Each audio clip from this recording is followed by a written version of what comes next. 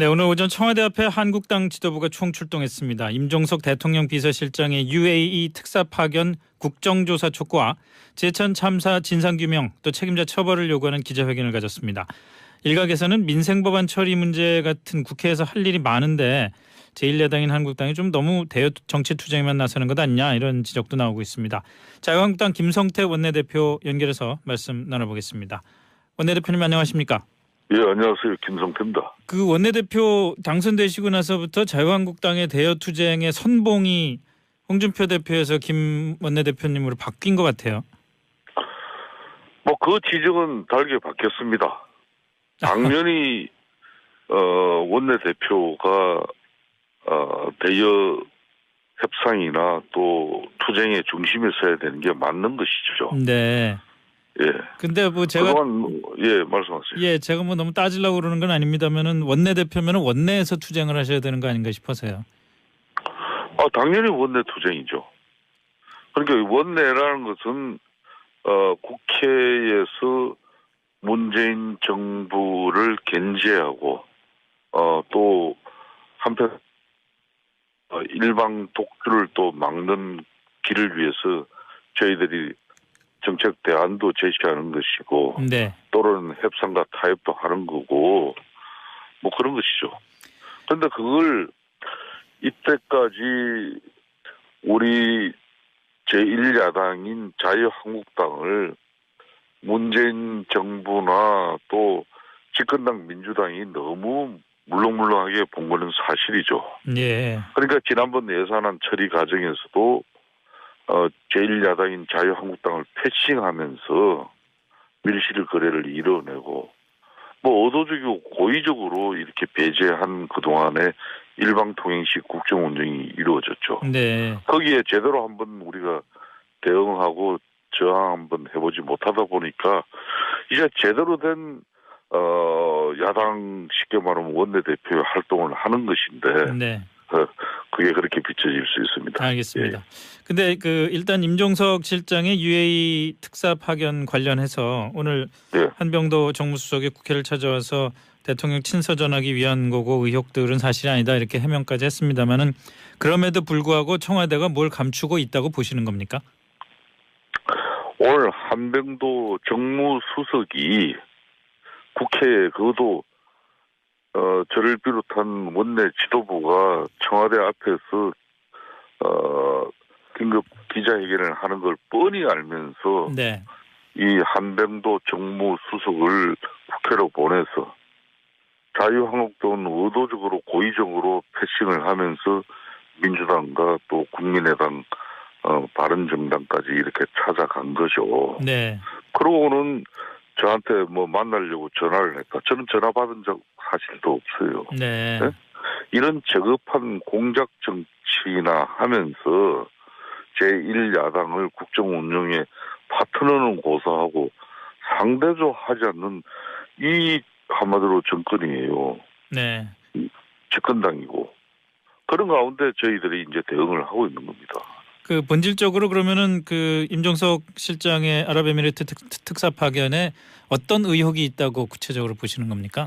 그동안 이거는 방송 언론을 통해서 많은 또 매스컴이 지적을 하듯이 원전 수주와 함께 또 원전 운영권 확보 이런 엄청난 국익을 우리가 창출하고서도 그 뒤에 무슨 뒷거래가 있었던 것처럼 이게 뒷조사를 하다가 그 UAE 그 왕정 국가에서 이 볼상사나운 그런 모습들에 대해서 엄청난 한마디로 화가 난 것이죠. 네.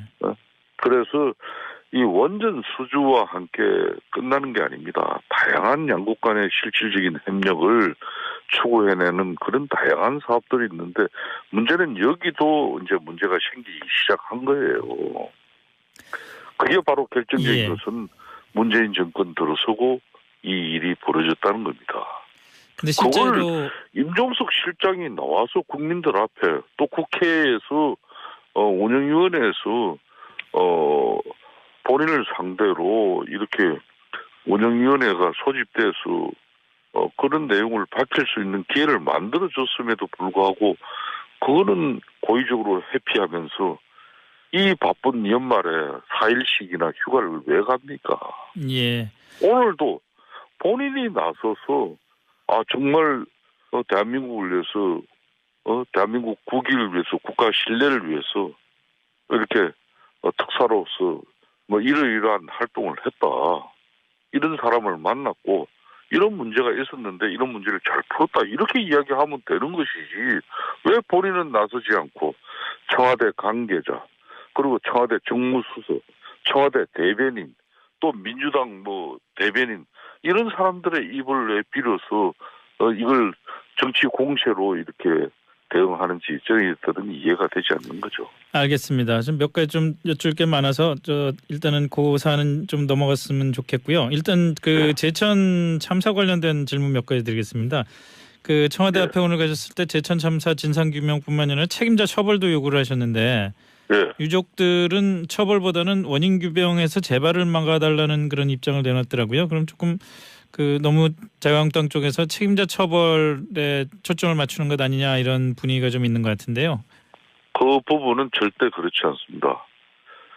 이제 문재인 정부에서도 얼마 전 낚싯배 또 이 전복 사건으로 또 그 많은 생명을 또 잃었고 네. 이번에 또 이런 제천 화재 참사 같은 경우도 사실상 그렇게 많은 무고한 인명을 이렇게 우리가 희생하지 않아도 될 현장이었어요. 네. 그렇지만은 현장 지휘자의 안이한 판단과 그리고 문재인 정부의 늘 이렇게 말로는 국민의 생명과 안전을 중시한다고 하면서 제대로 된 그런 정부로서의 역할이 이루어지지 못하고 있었어요. 네. 그러면 이런 상황에서 야당이 낼 수 있는 목소리는 그 책임자 당연히 검찰 수사를 통해서 현장 지휘가 제대로 이루어졌는지 이거 검찰 수사를 통해서 국민들에게 밝혀달라는 것이고 네. 이번 소방방재본부장 같은 경우는 이제 거기에 따른 책임져야 되는 것이고 또 행정안전부 장관은 이런 일이 발생할 때마다 정부가 책임을 진다 그랬는데 어떤 정부가 책임을 졌는지 그에 대한 책임을 묻는 건데 그걸 정치적 공세로 유족의 입장은 그게 아니라는데 야당이 너무 이걸 한마디로 공격으로 이렇게 치부해버릴 사항이 결코 아닙니다. 이 부분은. 네네. 그것은 왜 그런 시각이 있는지 저는 이해가 가지 않는 겁니다. 그러면 야당마저도 입을 닫고 있어야 되는 겁니까? 알겠습니다. 그런데 말이죠. 현장을 가보시면 알겠지만은 20명의 목숨을 앗아간 2층 여성 사우나는 불과 3m, 3.5m밖에 되지 않는 곳이에요. 네네. 네. 진짜 유리창만 깨버렸으면 뛰어내려도 거기는 너무 낮아서 그렇게 목숨을 잃을 정도 아니에요. 네. 매트 깔고 유리창만 깨워줬으면 뛰어내렸어요. 알겠습니다. 그런데 판단하지 못했습니다. 현장 한번 가보십시오. 2층 사우나 안에 보면요. 하마 불길이 들어온 흔적이 하나도 없습니다. 가스의 질식하에서 다들 유명을 달리 한 거죠. 알겠습니다. 그 사안은 이런 현장 초동 대처의 미흡함, 이런 현장 지휘에 대한 책임 추궁 한번 하지 않는 게 이게 야당입니까? 알겠습니다. 그런데 그 와중에 이건 권석창 의원이 화재 현장에 들어가려다 제지당하니까 충북경찰청장한테 전화까지 하고 결국은 들어가서 휴대전화로 촬영이 금지된 지역까지 촬영을 하고 오고 그랬는데 이게 당에서 지시가 있어서 조사를 하러 가야 되겠다고 권석창 의원이 얘기를 했던데 말이죠. 당에서 그런 지시가 있었습니까? 저는 국회의원으로서 더군다나 그 지역 국회의원으로서 이틀 동안 뜬 눈으로 밤을 새우면서까지 유족들의 아픔을 같이 하면서 그 유족들의 정말 절규와 그런 고통스러운 모습을 보고 이 화재의 진상을 밝혀내고 또 119 소방본부에서 제대로 된 초동 대처가 이루어지는 것인지 그 현장에 대해서 이미 유족들하고 현장을 가서 확인도 한 정도인데 그쪽 화재 현장이 무슨 국가 기밀 보안 구역입니까? 그게 당연히 그 부분에 현장 지역 국회의원으로서는 역할과 도리를 다하는 부분에 대해서 그걸 본질이 벗어난 부분에 그 지역 국회의원이 말 거기에 가서 화재 현장을 갖다가 뭐 우리가 은폐를 하려고 했습니까? 안 그러면 화재 현장을 훼손하려고 했겠습니까? 그렇지만 지역 국회의원이라 하더라도 그 화재 현장 조사라는 게 범죄 현장 조사와 마찬가지로 어떤 과학적인 조사를 현장을 위해서 잘 보존 유지하는 네네. 가운데 지역 국회의원으로서 유족들이 거의 현장의 유리창도 깨지 못한 그런 초동 화재 진압의 대처의 문제점에 대해서 절규로서 호소를 했어요. 그 현장에 저도 유족들이 합동 권석찬 분향소 의원이나 당에 현장에서 우리 유족들의 절규로 그걸 진실을 밝혀달라는 저도 목소리 받았습니다. 많은 유족들이 기자들이 직접 기대를 들어가서 했어요. 조사를 해달라는 요청도 했었나요? 예? 유족들이 당연히 진실을 밝혀달라고 그러고 저 손을 잡고 그 화재 그 분향소에서 찍은 사진이나 화면도 다 있습니다. 확인해 보십시오. 근데 이걸 모르겠어요. 들어가는 절차에서 어떻게 좀 서로 좀 불미스럽게 신경이가 있었다면은 그 부분은 저희들이 어찌됐든 간에 뭐 적절한 그런 부분은 아니겠습니다. 이걸 일방적으로 저는 매도도 당할 일은 아니라고 봅니다. 예. 알겠습니다. 좀 더 질문 드릴 게 많은데 시간이 너무 지나서 다음번에 다시 또 연결 한번 하겠습니다. 는 또 매스컴이 지적을 하듯이 원전 수주와 함께 또 원전 운영권 확보 이런 엄청난 국익을 우리가 창출하고서도 그 뒤에 무슨 뒷거래가 있었던 것처럼 이게 뒷조사를 하다가 그 UAE 그 왕정 국가에서 이 볼상사나운 그런 모습들에 대해서 엄청난 한마디로 화가 난 것이죠. 네. 그래서 이 원전 수주와 함께 끝나는 게 아닙니다. 다양한 양국 간의 실질적인 협력을 추구해내는 그런 다양한 사업들이 있는데 문제는 여기도 이제 문제가 생기기 시작한 거예요. 그게 바로 결정적인 예. 것은 문재인 정권 들어서고 이 일이 벌어졌다는 겁니다. 근데 실제로 그걸 임종석 실장이 나와서 국민들 앞에 또 국회에서 운영위원회에서 본인을 상대로 이렇게 운영위원회가 소집돼서 그런 내용을 밝힐 수 있는 기회를 만들어줬음에도 불구하고 그거는 고의적으로 회피하면서 이 바쁜 연말에 4일씩이나 휴가를 왜 갑니까? 예. 오늘도 본인이 나서서 정말 대한민국을 위해서 대한민국 국익을 위해서 국가 신뢰를 위해서 이렇게 특사로서 뭐 이러이러한 활동을 했다. 이런 사람을 만났고 이런 문제가 있었는데 이런 문제를 잘 풀었다. 이렇게 이야기하면 되는 것이지. 왜 본인은 나서지 않고 청와대 관계자 그리고 청와대 정무수석, 청와대 대비 네, 오늘 오전 청와대 앞에 한국당 지도부가 총출동했습니다. 임종석 대통령 비서실장의 UAE 특사 파견 국정조사 촉구와 제천 참사 진상규명 또 책임자 처벌을 요구하는 기자회견을 가졌습니다. 일각에서는 민생법안 처리 문제 같은 국회에서 할 일이 많은데 제1야당인 한국당이 좀 너무 대여 정치 투쟁에만 나서는 것 아니냐 이런 지적도 나오고 있습니다.